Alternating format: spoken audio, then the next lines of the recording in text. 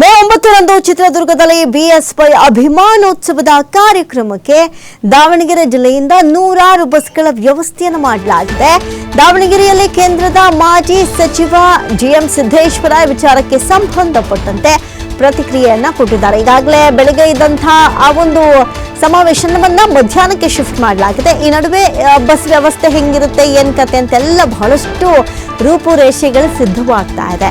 ಯಡಿಯೂರಪ್ಪ ಸಂಧ್ಯಾ ಸುರಕ್ಷಾ ಸೇರಿದಂತೆ ಹಲವು ಯೋಜನೆಯನ್ನ ಕೊಟ್ಟಿದ್ದಾರೆ.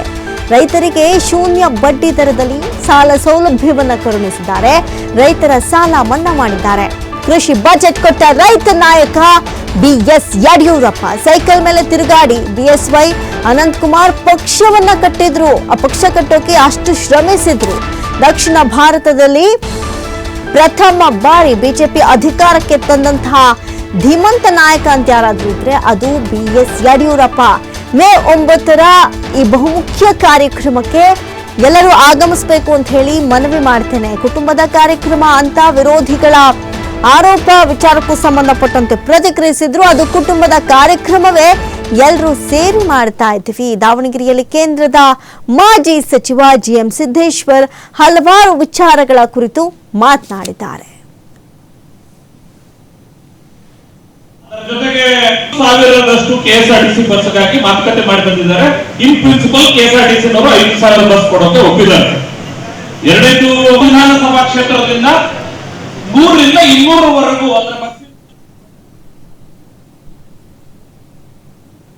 ಯಡಿಯೂರಪ್ಪನವರ ಅಭಿಮಾನೋತ್ಸವ ಕಾರ್ಯಕ್ರಮ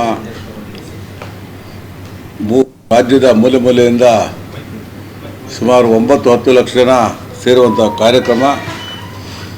ಈ ಕಾರ್ಯಕ್ರಮಕ್ಕೆ ನಮ್ಮ ಜಿಲ್ಲೆಯಿಂದ ನಮ್ಮೆಲ್ಲರ ಪರಿಶ್ರಮ ಅಭಿಮಾನಿಗಳು ಸೇರಿ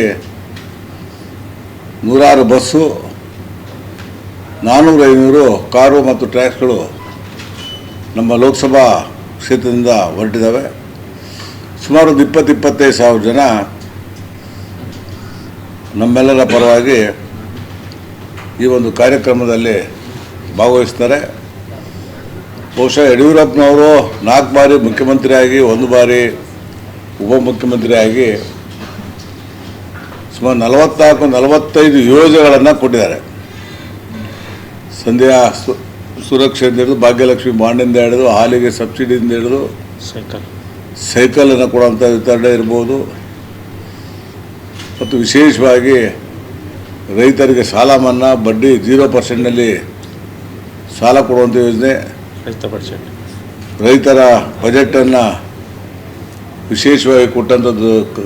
ಕರ್ನಾಟಕ ಅಲ್ಲ, ದೇಶದಲ್ಲೇ ರೈತರ ಬಜೆಟನ್ನು ಕೊಟ್ಟಂಥ ಮಹಾನ್ ನಾಯಕರ ಸುಮಾರು 50 ವರ್ಷ ಅವರು ಪಕ್ಷದಲ್ಲಿ ಸೈಕಲ್ ಮೇಲೆ ಓಡಾಡಿ ಪಕ್ಷವನ್ನು ಅವರು ಅನಂತಕುಮಾರ್ ಕಟ್ಟಿ ಬೆಳೆಸಿ ಮೊದಲನೇ ಬಾರಿಗೆ ದಕ್ಷಿಣ ಕರ್ನಾಟಕದಲ್ಲಿ ಭಾರತೀಯ ಜನತಾ ಪಕ್ಷವನ್ನು ಅಧಿಕಾರಕ್ಕೆ ತಂದಂಥ ಧೀಮಂತ ನಾಯಕ.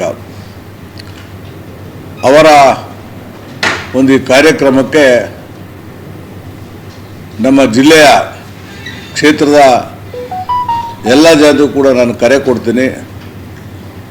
ವೆಹಿಕಲ್ಗಳು ಕೂಡ ಎಷ್ಟು ಸಿಕ್ಕಿದೆ ಅಷ್ಟು ವೆಹಿಕಲ್ ಮಾಡಿದ್ದೀವಿ, ಟ್ರ್ಯಾಕ್ಸ್ಗಳು ಮಾಡಿದ್ದೀವಿ.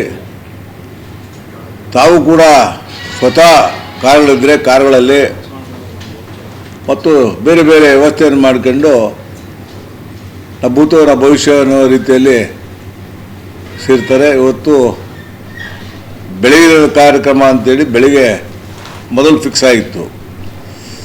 ಇವತ್ತು ಪಶ್ಚಿಮ ಬಂಗಾಳದಲ್ಲಿ ಇವತ್ತು ಭಾರತೀಯ ಜನತಾ ಪಕ್ಷ ಅತಿ ಹೆಚ್ಚು ವಿಧಾನಸಭಾ ಸದಸ್ಯರನ್ನು ಹೊಂದುವ ಮೂಲಕ ಅಲ್ಲಿ 9ನೇ ತಾರೀಕು ಅಮಿತ್ ಶಾಜಿ ಅವರು ಆ ಕಾರ್ಯಕ್ರಮದಲ್ಲಿ ಭಾಗವಹಿಸಬೇಕಾದ್ರಿಂದ ಸುಮಾರು 3-3:30ಗೆ ಚಿತ್ರದುರ್ಗಕ್ಕೆ ಬರ್ತಾರೆ. 7 ಗಂಟೆಗೆ ಈ ನಾಡಿನ ವಿವಿಧ ಮಠಾಧೀಶರು ಕೂಡ ಭಾಗವಹಿಸ್ತಾರೆ. 7 ಗಂಟೆಗೆ ಪ್ರಾರಂಭ ಆಗೋದ್ರಿಂದ ತಾವೆಲ್ಲರೂ ಕೂಡ ಉಪಸ್ಥಿತಿ ಇರಬೇಕು. ಯಡಿಯೂರಪ್ಪನವ್ರಿಗೆ ಅಭಿನಂದನೆ ಸಲ್ಲಿಸಬೇಕು. 100 ವರ್ಷ ಬಾಳಿ ಈ ಪಕ್ಷವನ್ನು ಮುನ್ನಡೆಸುವಂಥ ಆಶೀರ್ವಾದ ಸದಾ ಯಡಿಯೂರಪ್ಪನವರು ಕೊಡಲಿ ಅಂತ